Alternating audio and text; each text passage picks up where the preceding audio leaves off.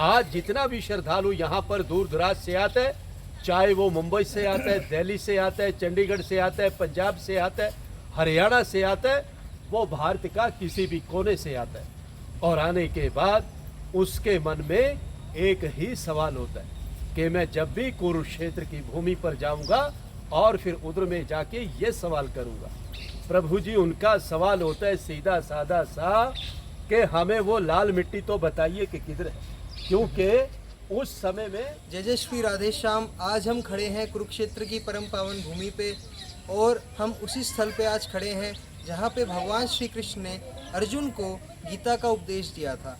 तो आइए हम इस स्थान को अच्छे से देखते हैं और आपको दर्शन कराते हैं यहाँ के उस पावन वट वृक्ष का, जिसके नीचे भगवान श्री कृष्ण ने आज से 5,500 वर्ष से पूर्व गीता का उपदेश अर्जुन को दिया था।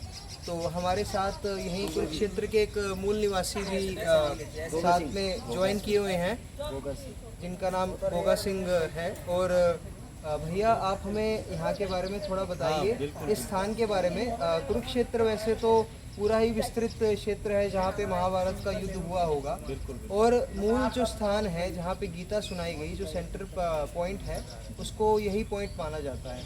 तो आप इस स्थान के बारे में हमें कुछ विशेषता बताएं। बोली कृष्ण भगवान की जय।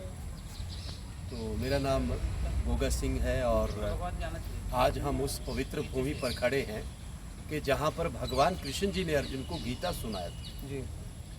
तो ये माना जाता है कि वास्तव में इसका नाम है ज्योति सर। ज्योति मैंने प्रकाश, यानी कि भगवान कृष्ण जी ने यहाँ पर ज्ञान का ज्योति जलाया गया था। जी जी। और इस सरोवर को हम बोलते हैं ज्ञान का सरोवर जी। और इसका मिलके बना फिर ज्योति सर। ज्योति सर, एक बार सरोवर भी दिखा हाँ, दीजिए। सरोवर दिखा दीजिए थोड़ा सा यहाँ से।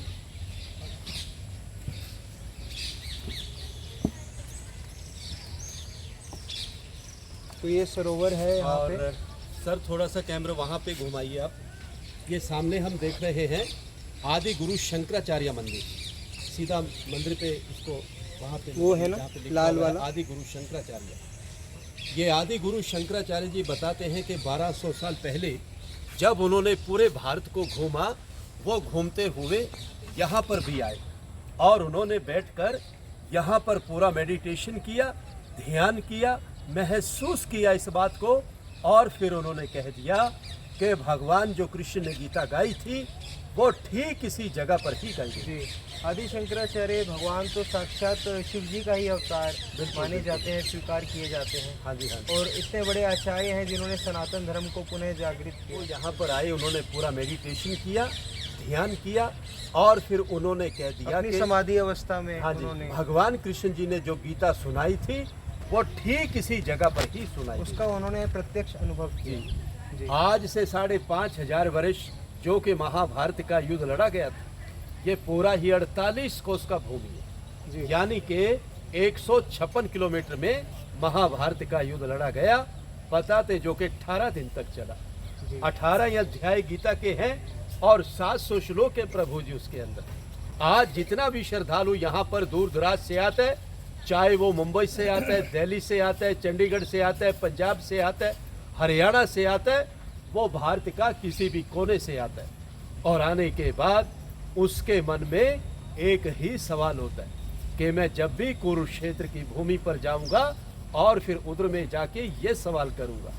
प्रभु जी, उनका सवाल होता है सीधा साधा सा कि हमें वो लाल मिट्टी तो बताइए कि किधर है, क्योंकि उस समय में बहुत भयानक युद्ध हुआ था और युद्ध के कारण ही वो पूरा का पूरा धरती लाल हो गया था। लेकिन आज वो लाल धरती यहाँ पे अभी हमें दिखाई नहीं देता। क्यों नहीं देता? जिस तरह से कहते पहाड़ों का पानी आता गया, मिट्टी आती गई, वो परतदा परत बनता गया, और जो लाल मिट्टी था वो धीरे धीरे करके गहराई के अंदर चला गया और दूसरा मिट्टी ऊपर आता चला समय गया। के अनुसार। इसलिए हमें वो अब दिखाई नहीं देता।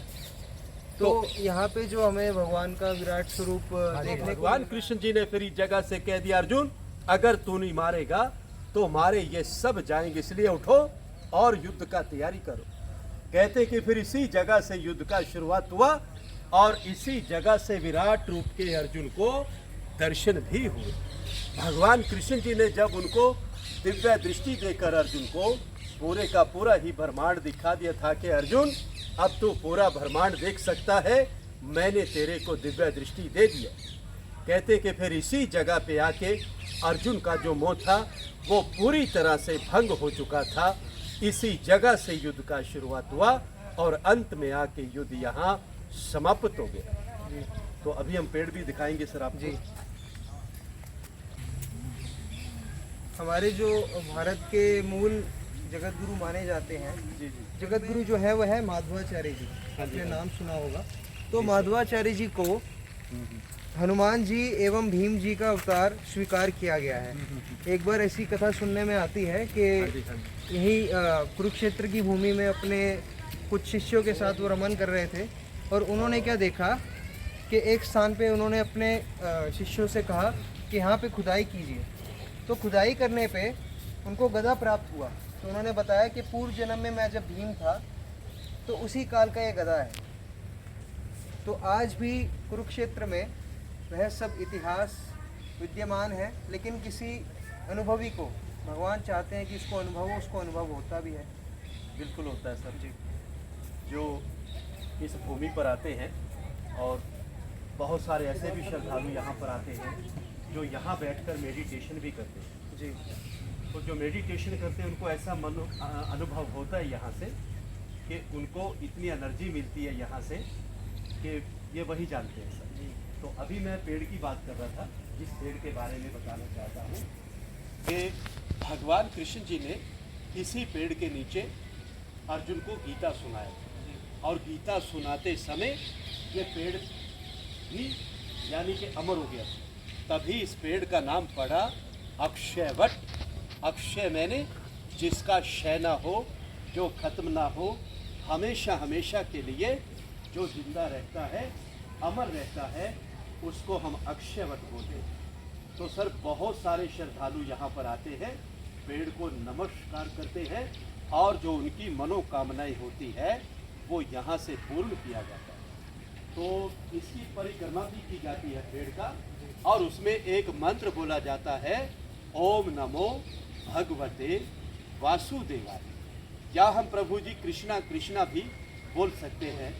तो ये यहाँ का जानकारी है। यहाँ जो आपने सरोवर बताया, हाँ जी हाँ जी, ये ज्ञान का सरोवर है जी। जैसे माना जाता है कि जैसे सोमवती मोस आती है, सूर्य ग्रहण आता है जी। और तब इसमें स्नान किया जाता है, ऐसा माना जाता है। और ब्रह्म सरोवर में भी, हाँ जी हाँ जी। ब्रह्म सरोवर का एक ही क्या बात मान्यता है है? सर, ब्रह्म सरोवर में नहाए चाहे हम ज्योतिसर में स्नान करें, एक ही बात है सर।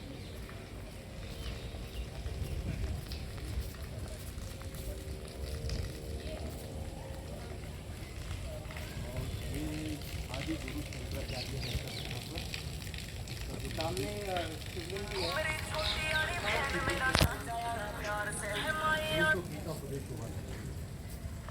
ये आदि गुरु शंकराचार्य है। हेलो। इसके शिष्य के साथ मिलाइए तब जाके इसकी यहीं फोटो पंजाब। आएगी, नहीं तो ये हाँ, हमारी थोड़ा फोटो पास इसमें कर है। दीजिए। बिल्कुल साथ में लगाएंगे तभी फोटो आएगी आदि गुरु शंकराचार्य जी की। बिल्कुल साथ में मिलाइए अंदर। हाँ जी हाँ जी, और कीजिए और कीजिए और कीजिए और कीजिए। हाँ हाँ बिल्कुल बिल्कुल बिल्कुल। ये आदि गुरु शंकराचार्य सर मंदिर है। तो यहीं बैठकर उन्होंने मनन किया था, ध्यान किया था सर जी।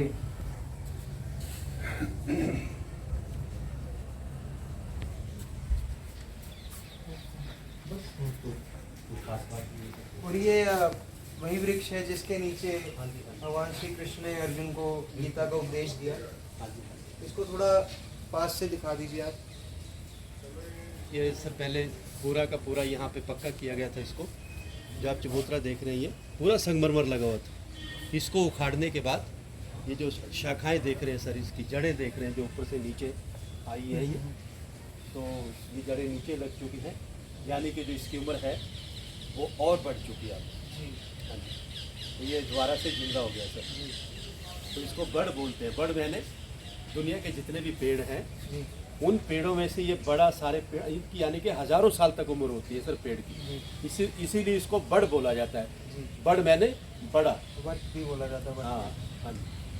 और उसके अलावा तो यहाँ पे छोटे छोटे भगवान के देवी देवताओं के मंदिर हैं। हाँ जी, वेद व्यास जी का ये व्यास जी का मंदिर है, मंदिर गणेश है जी और का मंदिर गणेश है। जी हैं।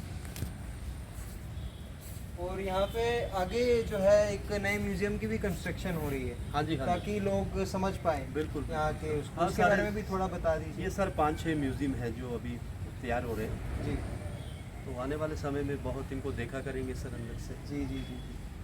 और ज़्यादा यहाँ पे लोगों की आने की संभावना है सर। हाँ जी, हाँ जी। ज्योतिसर में आए, ये पुरानी जगह है सर हमारी। और भीषम कुंड बाणगंगा है जैसे, वो पुरानी है। जी फिर यहाँ पे थानेश्वर मंदिर है जी कुरुक्षेत्र के अंदर, वो सबसे पुराना मंदिर है। और विद्या जो है शक्तिपीठ जी माँ भद्रकाली का मंदिर है जो, जी वो भी बहुत प्राचीन पुराना है। जी तो ब्रह्मसरोवर तो है ही है सर, जी जी जी वो तो जान है पूरा कुरुक्षेत्र की। जी जी जी। तो ये सभी जगह तो पुरानी ब्रह्म कुछ सरोवर है, आदि में अभी स्नान वगैरह सब कर सकते किया हैं, जाता है सर, और यहाँ पे भी किया जाता है। यहाँ पे भी किया जाता है, लेकिन समय के अनुसार।